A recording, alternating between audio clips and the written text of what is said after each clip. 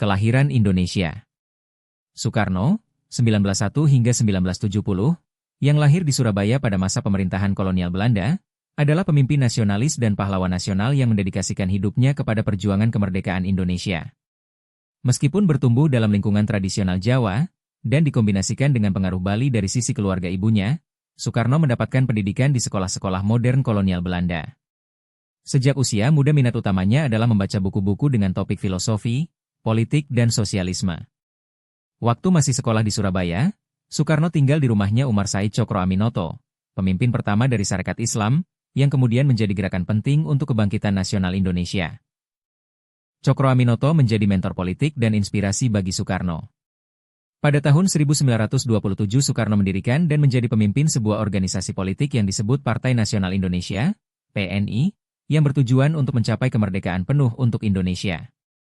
Namun, aktivitas politik subversif ini menyebabkan penangkapan dan juga pemenjaraannya oleh rezim pemerintah kolonial Belanda yang represif di tahun 1929.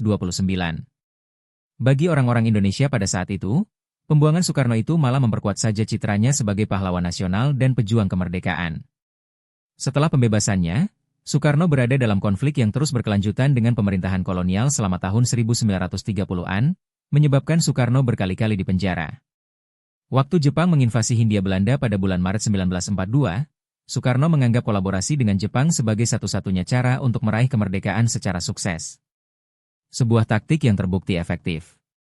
Sampai saat ini, masyarakat Indonesia sangat menghormati dan mengagumi Soekarno, pencetus dari nasionalisme Indonesia, karena mendedikasikan hidupnya untuk kemerdekaan Indonesia dan membawa identitas politik baru kepada negara Indonesia.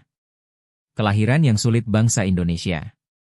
Waktu Soekarno, Presiden pertama Indonesia, bersama Muhammad Hatta, Wakil Presiden pertama Indonesia, dua nasionalis paling terkemuka di Indonesia, memproklamasikan kemerdekaan Indonesia pada 17 Agustus 1945, bersama dengan publikasi konstitusi yang pendek dan sementara, UUD 1945.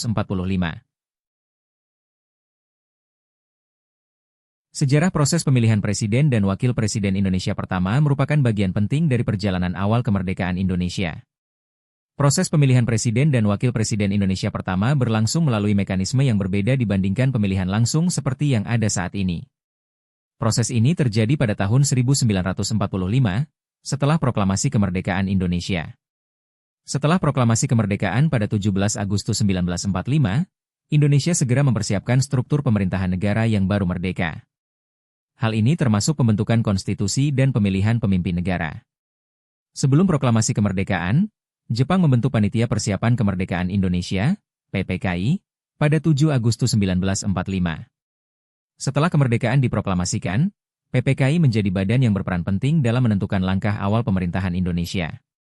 Pada 18 Agustus 1945, sehari setelah proklamasi kemerdekaan, PPKI mengadakan sidang pertama di Jakarta.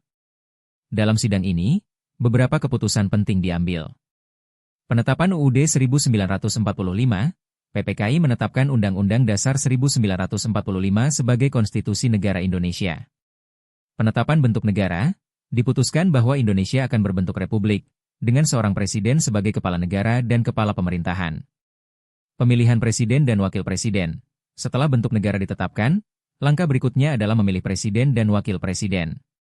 Dalam sidang ini, PPKI memutuskan untuk memilih presiden dan wakil presiden secara aklamasi, mengingat kondisi negara yang baru merdeka dan kebutuhan akan kepemimpinan yang segera. Sidang ini tidak menggunakan mekanisme pemungutan suara, melainkan memilih berdasarkan kesepakatan bulat, aklamasi. Insinyur Soekarno diusulkan oleh Otto Iskandar Dinata sebagai Presiden pertama Republik Indonesia. Usulan ini disetujui oleh seluruh anggota sidang tanpa ada perdebatan. Setelah pemilihan Soekarno, Muhammad Hatta diusulkan oleh Otto Iskandar Dinata sebagai Wakil Presiden. Usulan ini juga diterima dengan aklamasi. Setelah kedua pemimpin tersebut dipilih, sidang PPKI menetapkan Soekarno sebagai presiden dan Hatta sebagai wakil presiden Indonesia yang pertama. Mereka berdua kemudian mengemban tugas memimpin Indonesia pada masa awal kemerdekaan.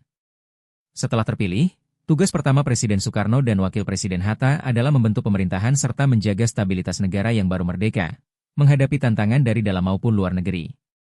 Proses pemilihan ini mencerminkan kondisi Indonesia saat itu, yang mengutamakan persatuan dan kebutuhan mendesak akan kepemimpinan yang kuat di tengah situasi yang masih sangat belum stabil. Dalam keterangan pemerintah digambarkan tentang kesulitan-kesulitan yang dihadapi oleh negara dan masyarakat Indonesia sejak masa kemerdekaan hingga akhir tahun 1949. Kesulitan itu mencakup bidang ekonomi keuangan, militer dan kemasyarakatan. Sebagai usaha untuk menyelesaikan kesulitan-kesulitan tersebut, maka Presiden Soekarno mencetuskan gagasan yang dikenal sebagai konsepsi presiden dan demokrasi terpimpin. Konsepsi presiden dan demokrasi terpimpin ini dibahas secara mendalam oleh Dewan Menteri dalam suatu sidang khusus yang diadakan di Istana Presiden di Cipanas pada 7 November 1958. Saat itu pemerintah berkeyakinan bahwa pertumbuhan politik sejak 1949 menunjukkan kelemahan-kelemahan, antara lain terlalu banyaknya partai-partai dan fraksi-fraksi dalam DPR. Dampaknya, tidak adanya stabilitas pemerintahan, terjadinya penyelewengan di bidang sosial ekonomi. Atas dasar pertimbangan itu, maka Dewan Menteri dalam sidang Cipanas berkesimpulan menyetujui prinsip demokrasi terpimpin. Perdana Menteri Juanda juga menjelaskan tentang pokok-pokok demokrasi terpimpinnya itu, pembentukan masyarakat adil dan makmur tidak dapat dilakukan dengan demokrasi yang sedang dipraktekkan di Indonesia pada masa itu yang masih berbentuk demokrasi liberal. Demokrasi liberal dinilai tidak cocok dengan kepribadian rakyat Indonesia dan dasar hidup bangsa Indonesia. Demokrasi harus mempunyai disiplin dan harus mempunyai pemimpin. Demokrasi adalah alat bukan tujuan. Yang menjadi tujuan adalah terbentuknya suatu masyarakat yang adil dan makmur, suatu masyarakat yang penuh dengan kebahagiaan materi dan spiritual, sesuai dengan cita-cita Proklamasi Kemerdekaan Republik Indonesia, 17 Agustus 1945. Dalam demokrasi terpimpin, demokrasi sebagai alat harus berlaku dengan mengenal beberapa batas.